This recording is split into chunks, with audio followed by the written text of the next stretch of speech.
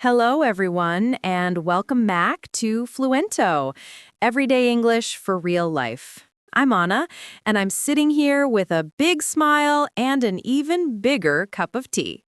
And right across from me, looking very cozy this morning, is my wonderful friend and co-host, David. How are you today? Very cozy, yes, and very happy to be here. Hi, everyone. I'm doing well, Anna, although I must admit, I am running almost entirely on coffee today. I don't know what happened. Maybe I slept too deeply. You know those mornings when your alarm goes off and you think, wait, but I just closed my eyes. Oh, yes, that feeling is too familiar.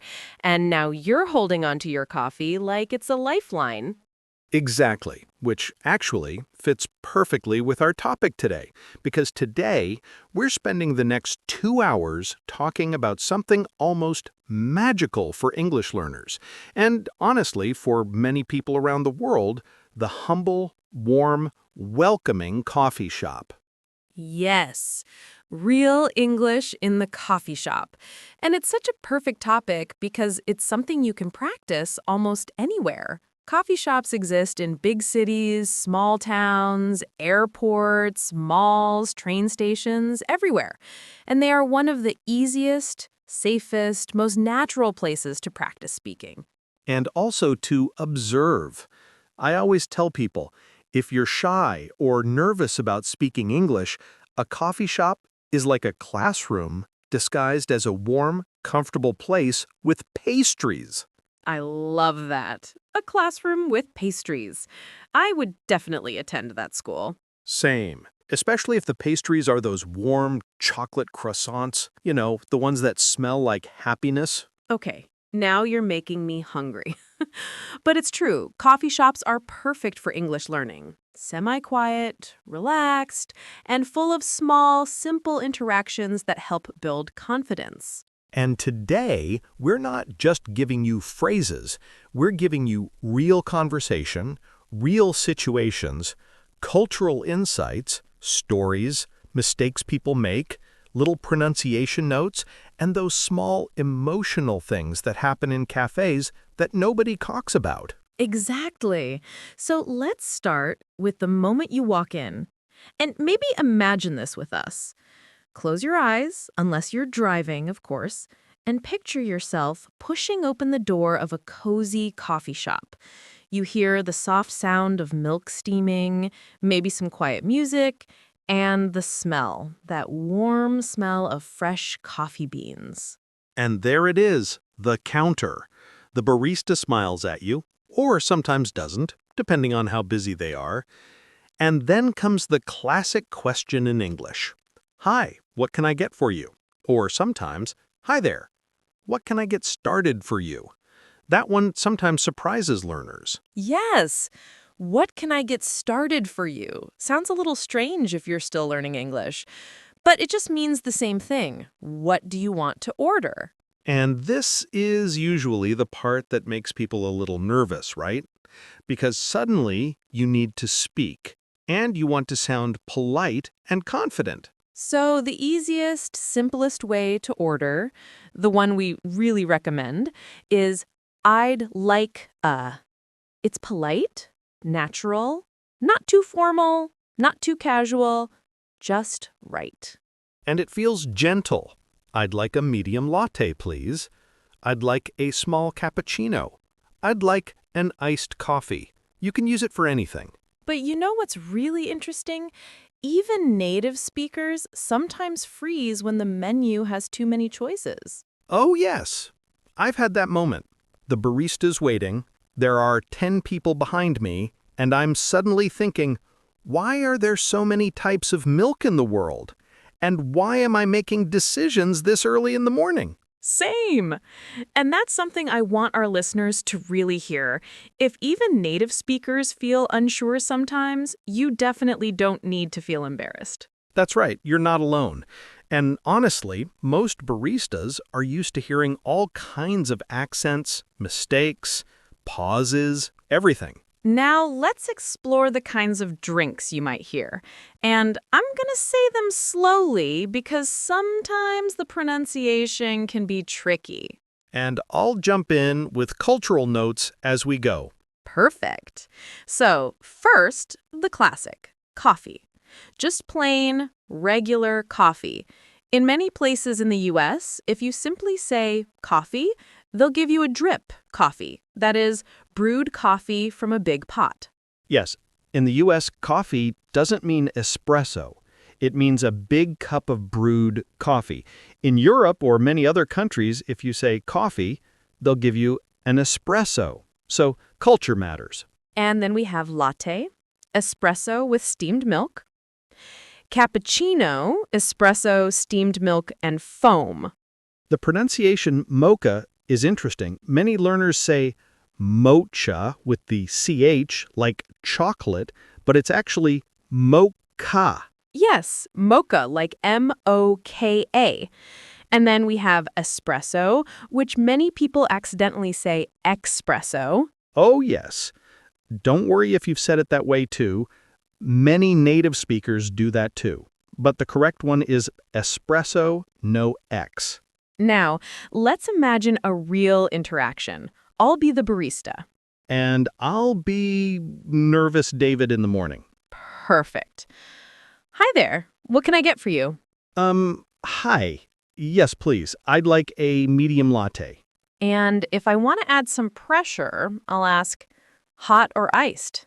That's the moment I panic. But okay, hot, please.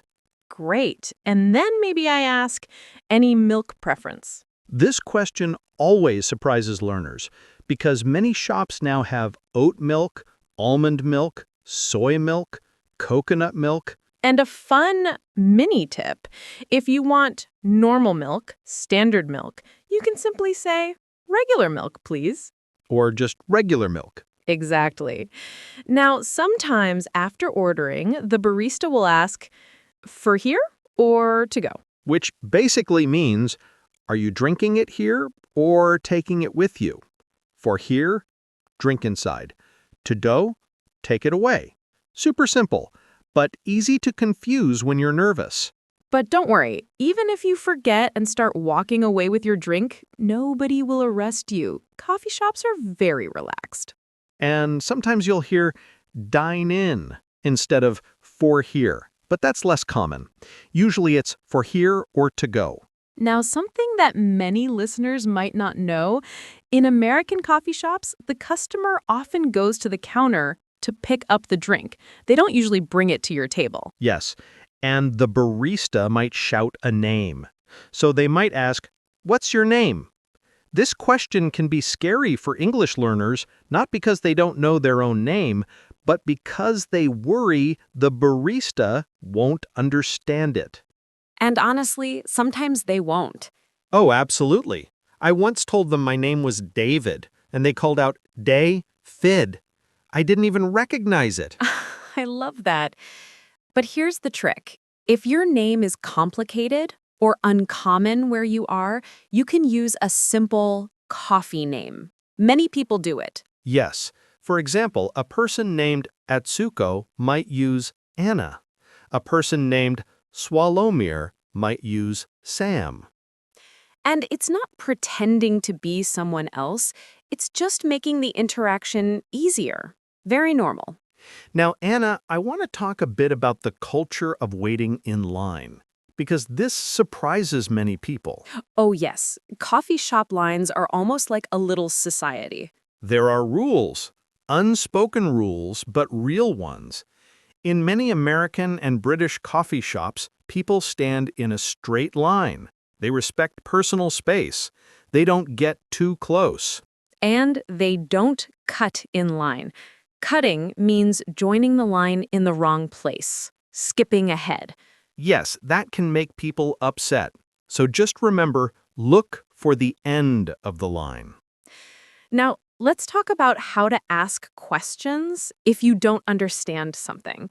Because coffee menus can be creative. That's a nice way of saying confusing. very confusing. Some menus have drinks with names like the Sunrise Cloud or Pumpkin Dream Latte. And you stand there thinking, what is that? Is it coffee, a dessert, a cloud? Exactly.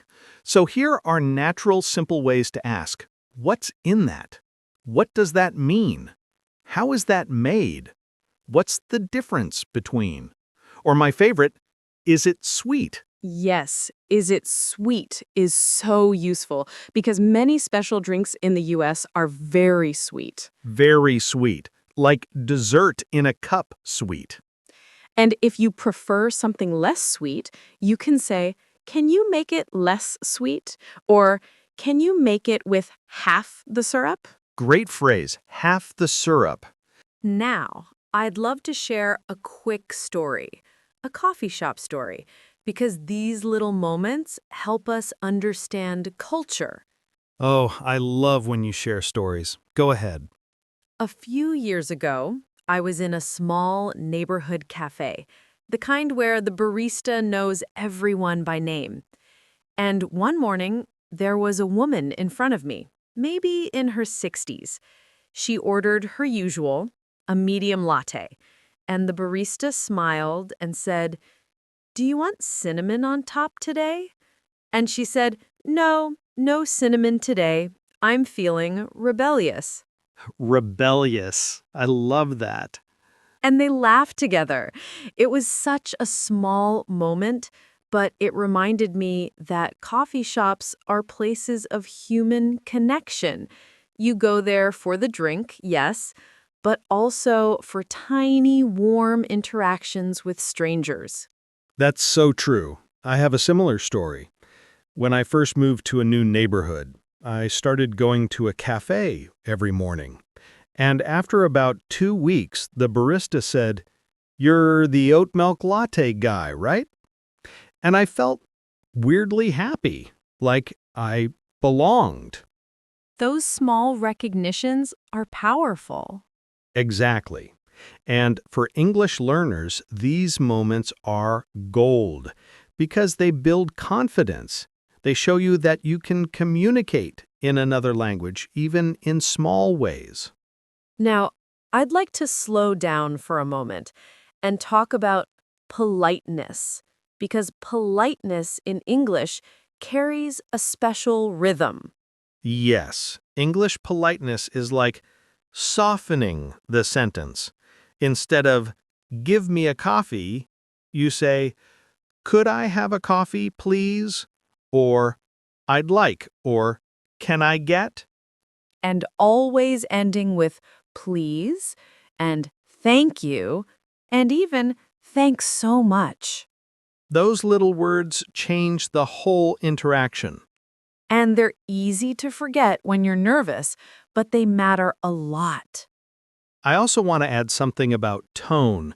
You might say the right words, but if your voice sounds too direct or too flat, it can feel impolite. Yes, English politeness has a little lift in the voice, a softness, especially on the please. Like, "I'd like a cappuccino, please." The please rises just a little. Exactly. Now, let's explore something fun. Mistakes people make when ordering. Ah, yes. One common one, "I want coffee." It's not wrong, but it sounds a little too direct, a bit like giving an order. Another one, confusing iced and ice. I'd like iced coffee.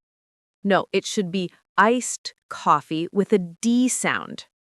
And espresso, we mentioned that, very common. And sometimes people say, can I have a coffee with no milk and no sugar and no cream and no anything? You can simply say, black coffee. And one more cultural note. In many American cafes, refills for drip coffee are free or very cheap, especially in diners. Yes, if you want more coffee, you can say, can I get a refill? but this only works for regular coffee, not latte or cappuccino. Now, I'd like to talk about small talk in coffee shops, because this is something learners often avoid, but it's actually very simple. And optional. You never have to speak more than you want to. Exactly. But if you want to practice, here are natural moments. For example, when the barista says, "How's your day going?" Very common. You don't need to tell your life story. Just something simple like, "Good, thanks. A little tired, but good." Or, "Pretty good. How about you?" Yes. How about you is a powerful little phrase. It makes conversations feel balanced. And you can comment on the weather. It's cliché, but real. "Beautiful day, isn't it?" Or, "Cold morning today." Whether small talk is like a welcome mat in English. Everyone understands it. I also like commenting on something simple, like a pastry. "Those muffins look good today." Yes, and I promise even small interactions like that can brighten someone's morning. Now, let's shift to something deeper, the emotional comfort of coffee shops. Because for many people, cafes are safe spaces, places to breathe, think, write, study, heal. Yes, there's something beautiful about sitting with a warm drink, listening to quiet music, hearing the soft sounds of people around you. It feels human. And for language learners, this environment is so important. You're not just learning vocabulary, you're learning confidence. Confidence is the true ingredient in language learning. More important than grammar, more important than vocabulary lists. If you have confidence, everything becomes possible. I remember learning Spanish. I would sit in a cafe in Madrid listening to people order, listening to the way they laughed, how they spoke quickly or softly, how they said thank you. And little by little, I started to speak. You absorbed the rhythm. Yes, just like children do. That's why coffee shops are perfect. They give you rhythm, real-life English. Now I want to do a full natural role play, a longer one, something our listeners can imagine and repeat later. And maybe today, let's pretend we're in a busy city cafe, maybe New York. Ooh, yes. A slightly busy morning cafe in New York. People typing on laptops, business people rushing in, students reading textbooks. And you're the customer this time, and I'm the slightly busy but friendly barista. Great. I'm walking in, looking around, deciding what to order. And I say, "Hi there, what can I get started for you?" "Hi, could I have a medium iced latte, please?" Sure thing. Would you like any flavor in that? Vanilla, caramel, hazelnut? Ooh. What do you recommend? I really like the vanilla. It's not too sweet. Great, let's do that. A medium vanilla iced latte, please. You got it. And is that for here or to go? To go, please. Okay. Name for the order? David, Perfect. That'll be $6.50. can I pay by card? Of course, right here. Okay, you're all set. We'll call you when it's ready. Thanks so much. That is a perfect, simple, natural ordering interaction. Very polite, very real. And notice I didn't speak fast. I didn't try to sound perfect. I just stayed calm.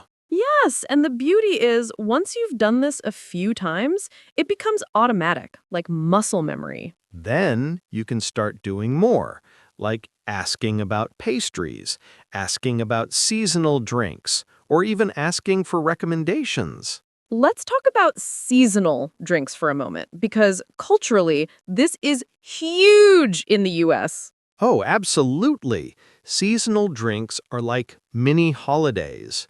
In the fall, you have pumpkin spice lattes. In winter, peppermint mochas. In summer, cold brew specials. And people get excited, truly excited, like children waiting for ice cream. And coffee shops decorate for the seasons. The cups change. It becomes an experience. So, if you want to ask, do you have any seasonal drinks? That's completely normal. And it's a great way to start a small conversation. Now, let's talk about the emotional side of practicing English in a coffee shop. Ah, yes, this is important. Because many learners feel fear. Fear of being judged. Fear of speaking slowly. Fear of having an accent. And I want to say this very clearly. Your accent is not a mistake. It's part of your story. Yes, it shows you speak more than one language, which is incredible. And when you speak English in a coffee shop, you're not taking an exam. You're simply communicating. That's enough. Actually, one time I overheard a barista say something wonderful. A customer apologized for their English. And the barista said, "No need to apologize. You're doing great. I can't speak any other language." That's beautiful. It was, and I think many native speakers feel that way. They admire people who try. Listeners, if you take one thing away from today, let it be this. Millions of people have learned English in coffee shops. You can too. Yes, and it doesn't need to be perfect. It needs to be real. Now, before we slowly move toward the end of our episode, I want to imagine one more situation, something that many people experience: confusion. Yes, moments when you simply don't understand what the barista said. So let's practice the most polite, most helpful phrase. Could you repeat that, please? Soft, kind, clear. Or, sorry, could you say that again? Or, can you speak a little slower, please? And here's the secret. Most baristas will not be annoyed. They will slow down. They will help. Because it happens every day. Every day. Even with native speakers. Sometimes the cafe is loud.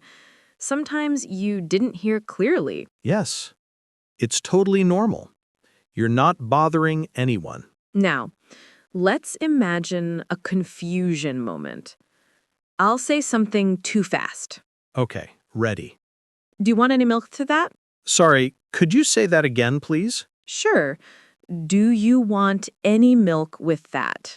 That was much clearer. Thank you. Perfect. Simple, natural. I think this is one of the most important lessons. You don't need to pretend you understand. You can ask. Asking shows confidence, not weakness. Exactly. Now, before we say goodbye, I want to talk about coffee shop inspiration. Because for many people, cafes are places where dreams begin. Yes. People write books there, study for exams, start businesses, meet friends, fall in love, or just sit quietly and rest. And for English learners, it's a place where you can imagine a version of yourself who speaks English confidently, who orders without fear, who smiles, who belongs. I love that because belonging is a big part of language learning. When you start feeling like you belong in English environments, even small ones like cafes, something changes inside you. You begin to trust yourself. You begin to say, I can do this. I am doing this. And maybe one day you'll sit in a cafe, order your drink confidently, and think, wow, I remember when this scared me. Not anymore. Yes, that moment will come. We believe in you. So as you go out into the world this week, maybe you can visit a coffee shop. Maybe you can order something simple. Maybe you can try a new phrase. Or even just watch and listen. That's great practice too. And if you do speak, even just one sentence, please be proud of yourself. You're learning a language. That is something extraordinary. Absolutely. And before we end today's episode, we'd love to hear from you. Tell us, what's your favorite coffee drink? Do you prefer hot or iced? What do you usually order? We love reading your stories. They inspire us, and they help us choose topics for future episodes. Thank you so much for spending this time with us today. It's always a joy to sit here with you, learning and laughing together. Yes, thank you for letting us be part of your English journey. Keep practicing, keep breathing, keep believing in yourself. And we'll see you next time on Fluento, Everyday English for Real Life. Bye, everyone. Have a wonderful day. Bye-bye.